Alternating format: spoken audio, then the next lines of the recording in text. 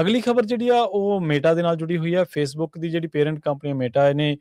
ਦੱਸਿਆ ਜਾ ਰਿਹਾ ਕਿ ਬੇ ਏਰੀਏ ਦੇ ਵਿੱਚ ਸਾਲ 2026 ਦੀ ਜਿਹੜੀ ਪਹਿਲੀ ਲੇ-ਆਫ ਆ ਉਹਨੂੰ ਸ਼ੁਰੂ ਕਰ ਦਿੱਤਾ ਤੇ ਪਹਿਲੇ ਕੱਟ ਦੇ ਵਿੱਚ 1000 ਜਿਹੜੀਆਂ ਨੌਕਰੀਆਂ ਨੇ ਉਹ ਚਲੀਆਂ ਜਾਣਗੀਆਂ। ਟੈਕ ਲੇ-ਆਫ ਦੇ ਹਿਸਾਬ ਦੇ ਨਾਲ ਇਹ ਇੱਕ ਵੱਡੀ ਜਿਹੜੀ ਖਬਰ ਆ ਉਹ ਕਹੀ ਜਾ ਸਕਦੀ ਆ। ਤੇ ਦੱਸਿਆ ਜਾ ਰਿਹਾ ਕਿ ਬਲੂਮਬਰਗ ਦੀ ਇੱਕ ਰਿਪੋਰਟ ਦੇ ਹਵਾਲੇ ਦੇ ਨਾਲ ਕਿ ਲੇ-ਆਫ ਜਿਹੜੀਆਂ ਨੇ, ਇਹ ਦੱਸਿਆ ਜਾ ਰਿਹਾ ਕਿ ਜਿਹੜੀਆਂ ਟੀਮ ਫੋਕਸਿੰਗ ਮੇਟਾ ਦੇ ਵਰਚੁਅਲ ਰਿਐਲਿਟੀ ਪ੍ਰੋਡਕਟਸ ਦੇ ਨਾਲ ਉਹਨਾਂ ਦੇ ਵਿੱਚ, ਤੇ ਨਾਲ ਹੀ VR ਬੇਸਡ ਜਿਹੜਾ ਸੋਸ਼ਲ ਨੈਟਵਰਕ ਆ ਉਹਦੇ ਵਿੱਚ ਜਿਹੜੇ ਜੌਬ ਕੱਟ ਲੱਗਣਗੇ। ਵਰਚੁਅਲ ਰਿਐਲਿਟੀ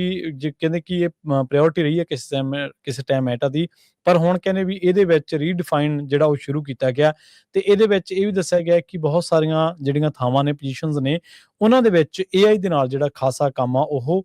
ਦੇਖਿਆ ਜਾ ਰਿਹਾ। ਇਸੇ ਤਰ੍ਹਾਂ ਜਿਹੜੀ ਇੰਟਰਨੈਟ ਰਿਲਾਇੰਟ VR ਹੈਡਸੈਟਸ ਜਿਹੜੀ ਆ ਉਹ ਵੀ ਕਹਿੰਦੇ ਵੀ ਉਹਦੇ ਵਿੱਚ ਵੀ ਜਿਹੜੀਆਂ ਇਹ ਲੇ-ਆਫਸ ਕੀਤੀਆਂ ਜਾਣਗੀਆਂ।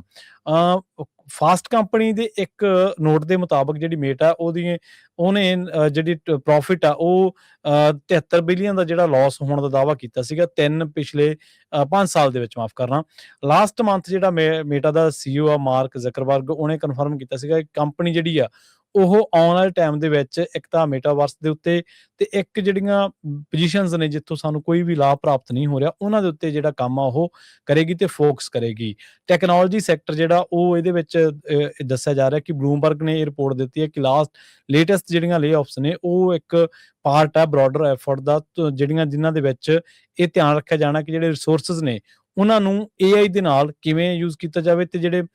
ਖਾਸ ਕਰਕੇ ਉਸ ਤੋਂ ਬਾਅਦ ਸਮਾਰਟਫੋਨ ਫੀਚਰਸ ਨੇ ਉਹਨਾਂ ਦੇ ਹਿਸਾਬ ਦੇ ਨਾਲ ਕਿੰਨੀ ਕੁ ਟੀਮ ਦੀ ਜਿਹੜੀ ਆ ਉਹ ਲੋੜ ਆ। ਸੋ ਇਸ ਟਾਈਮ ਵੱਡੀ ਖਬਰ ਕਹੀ ਜਾ ਸਕਦੀ ਹੈ, ਕਿਉਂਕਿ ਆਪਾਂ ਨੂੰ ਪਤਾ ਹੀ ਹੈ ਕਿ ਬੇ ਏਰੀਆ ਕਹਿ ਲਓ ਜਾਂ ਇੱਕ ਤਰੀਕੇ ਦੇ ਨਾਲ ਜੇ IT ਸੈਕਟਰ ਦੇ ਵਿੱਚ ਸ਼ੁਰੂਆਤ ਦੇ ਵਿੱਚ ਹੀ ਇਹ ਸ਼ੁਰੂਆਤ ਹੋ ਗਈ ਹੈ ਕਿ ਬਈ ਲੇ-ਆਫਸ ਹੋ ਰਹੀਆਂ ਨੇ, ਤਾਂ ਆਉਣ ਵਾਲੇ ਟਾਈਮ ਦੇ ਵਿੱਚ ਹੋਰ ਕੰਪਨੀਆਂ ਵੀ ਇਹਦੇ ਤੇ ਜ਼ਰੂਰ ਜਿਹੜਾ ਫੋਕਸ ਕਰ ਰਹੀਆਂ। ਤੇ ਜਿਵੇਂ ਆਪਾਂ AI ਦੇ ਹਵਾਲੇ ਦੇ ਨਾਲ ਤੁਹਾਨੂੰ ਦੱਸਦੇ ਰਹਿੰਦੇ ਹਾਂ ਕਿ AI ਬਹੁਤ ਸਾਰੀਆਂ ਜੌਬਸ ਨੂੰ ਖਾ ਜਾਊਗਾ, ਤਾਂ ਮੇਟਾ ਦੀ ਇਹ ਉਦਾਹਰਨ ਆਪਣੇ ਸਾਰਿਆਂ ਦੇ ਸਾਹਮਣੇ ਹੈ।